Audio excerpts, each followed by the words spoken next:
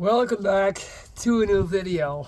I thought that this setting was going to be a little bit depressing, but judging from the comments of my last video that I filmed here, a lot of you guys told me that you love the vibe, you love the scenery, so let's use it again. We're deep in the cold middle of December, and I figured this would be a good time to tell you about the time that I almost died, and I was so close to death. Like, in the entire process of me having cancer twice and having a bunch of surgeries and emergency surgeries, I never came this close to actually dying, and I didn't fully realize it until later. So at the time, I was in San Francisco. I was visiting San Francisco for the first time in my life. This is after my first cancer, which was the tumor in my jawbone, and it is before my second cancer. Obviously, I had no idea yet. They told me that my first cancer was a freak accident. They basically said, don't worry, you are not supposed to get cancer in the first place, so you're definitely not going to get cancer again. There's no chance. Like, I'm quoting my surgeons, like, literally by saying this. So I remember I was in San Fran and I was doing the whole tourist thing. Like, I rented a bike and I was biking up the Golden State Bridge. And I remember just like almost passing out because I couldn't breathe. And I was like, this doesn't make any sense. This is weird. Like, I'm in great shape.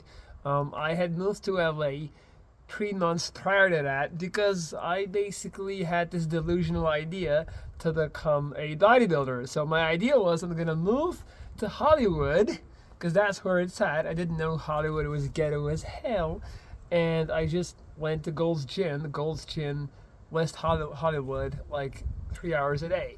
Needless to say, that did not pan out. Shouldn't take more steroids. Anyway, I'm biking the Golden State Bridge. I'm almost passing out. I'm like, what is going on? I remember gasping for air, being like, and so I was staying at this hostel. And in the morning, if I would wake up, so I would just have spent 8 hours being horizontal, I would feel fine. My breathing would be fine. But then as the day progressed, I would get shortage of breath. By the way, guys, that's also the first time I got laid since having my first cancer. So I didn't get laid for like a good, I want to say 3 years, something like that. And that was my first time. All I'm going to say was pub crawl, hostel. I'll let you fill in the blanks. But even like during the sexual intercourse, I remember like this is not okay. Like, I don't feel so good. But there's this weird thing about me. I'm really good at ignoring symptoms. I'm really good at trooping through. Like, on the one hand, it's like a strength of mine. Like, I'm very no nonsense. Like, that allowed me to keep going to the gym even during chemo, while I had literal tubes sticking out of my body. I'm able to be like, it is what it is, let's get the job done. So I noticed it, but I was kind of hoping it would go away. I know it doesn't make any sense, but as the days progressed, it got worse and worse and worse. I was like, man, I think I gotta go back home. I gotta go to Belgium and get this checked out. And I remember being on that flight from LA to Belgium, which was like a 15-hour flight, and just being like I couldn't really breathe. So I get to Belgium. I hooked up with it. I didn't hook up. I linked up with a doctor. That's what they call a Freudian slip, right? I linked up with one of my doctors here, and they took a scan, and they saw that my entire right lung was filled with liquid. So not the actual lung, but the lung is like a balloon that's in another bag. So when you breathe in, you fill up that balloon. But when that balloon is met with a liquid, obviously that balloon cannot fill with air because there's liquid in the bag surrounding the lung. So it's like you're trying to inflate the balloon, but you can't because it's pressing up against something else, which was the liquid. So I had a bunch of liquid in the bag of my lung. So they were like, we have to drain this liquid out like now. Like, this is not this is not looking good. And I remember the surgeon, he didn't sedate me, they didn't give me any type of sedation. They just took this huge syringe and they pierced my back, and it was like that, like, because they had to apply a lot of force to like pierce it through. So they'd be like, "Are you ready?" He would jam it in and drain all the fluid. And at this time, we hadn't figured out that it was acute lymphomatic leukemia. So they were like, "We don't know what it is. So in the meantime, like, just come back whenever it gets worse." And I remember the first time he drained 6 liters. 6 liters. That's a lot, all right? And I still have a picture of like all the fluid in different like it looked like baby bottles, really. And so in the beginning, like, I walked out, I was like, "This is great," like, I feel a lot better. And the first time I was able to last 3 days without having to go back. So then I had to go back again. Boom, took out a bunch of fluid, and they were still trying to figure out what it was. And I remember this was actually around New Year's Eve. So right before New Year's Eve, I went in.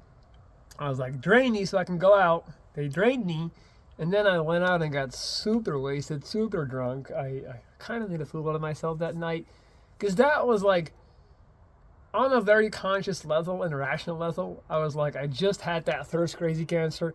I barely crawled back up to being like a living human being again, and now this is happening. Like, I'm probably gonna die. Like, I remember thinking like, okay, it looks like, this is something that healthy people don't understand, that all it takes is like one little domino to like fall, and what you'll find is something can be wrong with your lungs, with your bones, with your heart, with with a muscle. But so the body, it's all connected. So then before you know it, all of these other things start going wrong, and now you have like 4 or 5, 6 medical conditions coming at you at the same time. You're weakening. You're not able to eat. You're not strengthening up again. Also in the hospital, nobody ever got better in the hospital. The hospital, you slowly wither and die in the hospital. You rest and get better at home. A hospital is not a conducive environment to get strong again or to actually heal. A hospital is like, we're going to patch you up, keep you alive, but the healing takes place at home. Like, I'm telling you guys, the thing about the hospital is super real. You don't heal in the hospital. It's just something about the air, the agony, the energy, the environment. It is horrible. There's nothing worse than being stuck in a hospital bed. And you don't, again, I've seen patients that are even terminal, been allowed to go home for a few days, and they look so much better just being in the environment that they are used to. So anyway, I went out, got super wasted because I was like, fuck it, made a fool out of myself. May or may not have started some stupid fights. At this point, I was like a raging meteor. I was like, I didn't give a damn. So, I was also 25 at this point. So I was still a little bit of a douche, definitely. And then I remember, like, the days out, like the 2nd of January, I was trying to sleep, but I couldn't even sleep. I couldn't breathe. Like, again, the fluid had come back way sooner than expected. And I remember having to go downstairs of my parents' house where I'm spending time right now. And I was sitting in the sofa and I was like, what do I do? Like, and in some weird way, like, it was 3 a.m, so I didn't want to wake anybody up. Again, we have this weird, maybe it's a Belgian thing. We have this stiff upper lip, don't complain mentality. Like, I remember when I was a kid, if I told my parents, and this went for my siblings as well, if we told my parents, like, we're sick, we can't go to school, they're like, we're taking you to the doctor, but you better be sick. Like, if the doctor tells us, like, that you're not sick, you're in trouble. That was kind of like a thing to instill this mentality of, like, don't cry wolf. Don't act or talk about being sick if you're not actually sick. Like, don't use it as an excuse to duck responsibilities. So I guess it always stuck with me. And I remember my sister at the time, she just had her 2nd son, and she was breastfeeding him. And I remember she came down that night because she had to breastfeed the baby. And she saw me sitting there. I was like, she was like, he's like, we need to wake up Dad because you're not good. And so we went to get Dad, and then we went straight to the big hospital. So I'm living my parents are living in a very rural area. So we have like the hospital from like the village town kind of, but then there's the big hospital. The city is called Leuven. In English you would say Leuven, I guess. It's Leuven, and it's like this globally renowned hospital, very famous hospital, which has like the best surgeons and doctors in Belgium, and it's actually a very famous hospital even in Europe. That's why it always kind of cracks me up / annoys me when people in the comments are telling me you should hire a good plastic surgeon. It's like, I had the very best surgeons in Belgium working on me like all of these years. So like, I appreciate the input, but like, I wouldn't. It's not like I just drove through a quack and was like, "Yo, give me the Darth Vader special and just see what you can do," right? So Anyway, so I'm there. I remember showing up. I get this because it was like the middle of the night, so that's when you got to deal with like the young doctors and the interns who still have to like earn their stripes. Those are the worst. I hate those fuckers. So this guy goes, "Okay, we gotta drain." I'm like, I walk in. I'm like, "You gotta drain this fluid." I'm choking to death. And he goes, "Okay, we're gonna drain you, but we're just gonna start with 1 liter."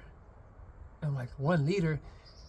You need to take out at least 6. And he's like, "No, that's too much for one time. Like, we gotta be careful and conservative with this." I'm like, dude, they been draining me, dog. Drain this shit and drain all of it. I can't breathe. All right. So back and forth. Finally, they drain more than 1 liter. Again, I keep going back to my point. Like, you have to coach doctors. I know this goes against everything doctors will tell you, or even your common sense. I used to be that guy. I used to be the guy that went to the dentist, the doctor, and I was like, whatever they said was law. Like, you don't question a doctor. He's a doctor. You're a goddamn civilian idiot. Shut up. Yeah, I was wrong. Those people are not magicians, and there's a lot of very inadequate, incompetent people active in that field who have the title of doctor or surgeon. You have to keep an eye on what they do. You have to apply your own logical thinking, and you have to speak up. I wish, that's the biggest regret I've had, is that I didn't speak up enough in my first couple of years, because I hadn't caught on to that yet. Guys, we're surrounded by idiots. I'm just letting you know, all right? Like, there's a lot of people in this world, like, and it doesn't mean because they have a degree or something, like, trust me. So I'm telling them, like, okay, finally, they drained me, cool. Then they figured out it was really bad, and they were like, if you came in, like, a little bit later, like, you were not going to be able to breathe anymore, like, you would have choked to death. And if I would have started choking, because the fluid was all internal, there's nothing that they could have done. All right, so later on, by the way, we found out that I had some sort of tumor tissue behind my chest bone on the right, and this tumor tissue was basically creating this so-called tumor fluid. So I had all this tumor juice basically just in there, simmering. So then I remember he was like, "Okay, we're gonna get you on like a liquid diet, like you can't eat through your mouth. So, we're going to pin in this tube into your stomach, and we're going to give you calories." And I remember then hanging up a bag of calories. Mind you, I had just spent 3 months bulking up in Gold's Gym in LA, trying to become a bodybuilder. I was happy with my physique. I was eating Panda Express every day, just dirty bulking. It was a horrible idea. And I still have a theory, which obviously I cannot prove. But I really think, and again, this is speaking to my American audience, I think I got my second cancer because of my eating habits while spending time in LA, in the US for 3 months. Because all I ate was junk. I ate a lot of McDonald's, a lot of Burger King, a lot of meat, a lot of Panda Express, and I think a lot of the American meat basically gets pushed to the brim in terms of testosterone. Like, they make these cows and the cattle so humongous and so big, and there's such a lack of the regulations in terms of FDA and food and meat standards. Basically, all of the meat that you're eating in the US is roided up meat. You're eating steroid meat.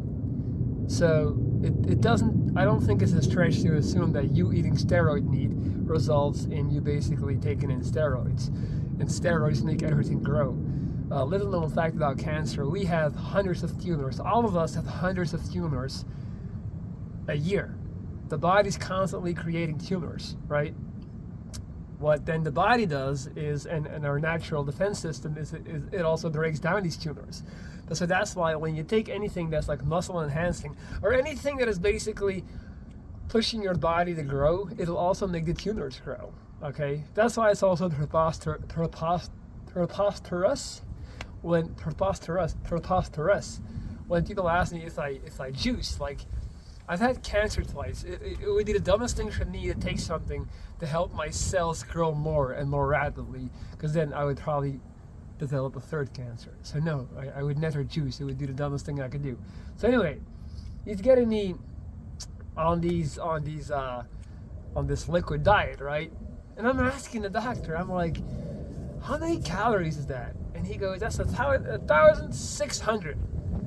I'm like, Doc, I need at least, at the very least, 2,600 calories for maintenance. Like at this point, I already knew a lot about diet and caloric intake and caloric maintenance level. He's like, no, 1,600 is more than enough. Like, this guy is like 22 years old. He's fresh out of, no, not 22. He's a doctor, so he had to have been at least 25. Anyway, he was a rookie. And I'm like, Doc, you gotta up the goddamn calories. How am I gonna heal? How am I gonna survive? How am I gonna recover if I don't get the necessary building blocks in the form of calories and food? And they're just fighting with this guy at 6 in the morning, whilst at the same time having like a drain in the back of my back. All right, and so that then led to them finding out that I had leukemia, and that's when they basically jump started the 10 months and the 10 months and the 6 rounds of chemo, which is a whole other story. But when I think about it, like, that is really the time I came closest to dying. Like, I was literally choking from the inside out, and I was kind of, I wasn't taking it serious enough, and I wasn't being urgent enough. I was still going out, I was still getting drunk, still smoking weed, still doing dumb shit. But I was like, I'm sure it's gonna be fine. But I got extremely lucky. So if you're like, I wanna, like, the call to action with this video, we have way too many people. Like, we have the so-called hypochondriacs. I think I said that right. Hypochondriacs, which are people that are constantly thinking they're getting sick and they're obsessed with being sick, and they're like, they always feel symptoms that are not there. So I'm not speaking to them. If you're one of those, pause the video right now or turn it off. I don't care. What I'm saying is, we have too many people that are not in touch enough, that are not sufficiently in touch with their body in terms of being able to, detect the symptom. Like I said in my last video, talking about the bad taste in my mouth and the bad breath that I was having due to the pus building up in my gums. If something is wrong with your body, if something is off, go see a doctor, please. Don't just assume it's gonna be fine. All right, like, be critical enough. Like, I was one of those idiots who was like, I'm invincible, nothing's gonna happen to me. And look at me now, baby. Well, I mean, I turned out great. All in all, I wouldn't change it. I'm orthati. Life has been good to me. But my point is, get yourself checked out. Get some blood work done. On that note, I actually got some blood work done a few days ago. Anytime I come to Belgium, I like to get my blood checked out. And I am super happy because I got my testosterone levels checked. I'm around 500 ng/dl, which is the same level of test I had at the age of 26. So I'm 36 now, so 10 years later, I've been able to maintain the exact same level of testosterone, which is great. I'm very happy about that, and I think my nootropics supplementation has a lot to do with that. So, as you guys know, I'm an avid believer and user of Tonkat Ali. I use that every day almost. I buy it from Nootropics Depot. There's no discount code, there's no affiliate marketing, I have nothing to do with them. I'm just a customer. That's what I use. I take omega-3, I take from Nordic Naturals, they are the best brand. I take zinc, so-called micro zinc before going to bed. I take vitamin D. I take magnesium. All right, and then I have this other nootropic called Tribugen, Tribugen, Tribugen, which is something that also aids me with testosterone production, and I take it on days where I feel like I need a little bit extra gas in the tank to attack the world, to attack life. As I always tell you guys, you need to attack life. You need to stir the pot. Take action, all right? That's what it's all about. Like me, I'm stirring the pot right now. I'm standing out here in the freezing cold talking to you guys. I'm attacking life. I am creating a stock. I am creating a literal ticket to the lottery, because this video is going to go out there in the YouTube universe. It may or may not go viral. It'll be around forever. Like, people will be watching this in 60 years. And it can change my life. This could be the video that changes my life and my reality and takes it to the next level. The price of admission, the price of purchase of this ticket to the lottery of the universe is being creative. Is my energy, my time, and me having the ability and the drive to be creative. All right? So remember that. Take action, attack life, stir the pot. Nothing's going to come to you. There's no help coming. All right? The universe doesn't care. Nobody cares. You need to take action, stir the pot. I'm stirring the pot like a motherfucker right now. Stirring it with 2 hands. Because this is a good video. I know you can feel my energy. You can feel my passion. You can feel my message. I'm going to slap a nice clickbaity title on top of this. I think I'm going to call it, I Almost Died. Attacking the algorithm. There's going to be some dweeps in the comments talking about clickbait. Hey, man. Take it for what it is. Stir the pot. I can take you to the water, can't make you drink. That's it. I can take you to the water, but I can't make you drink it. I told you what to do, now go out there and do it. Alright guys, that's it. Don't forget to please hit the like, leave a comment, let me know what you think, and I'll be back with more content in a depressing backdrop real soon. Take care and have a beautiful day. Peace.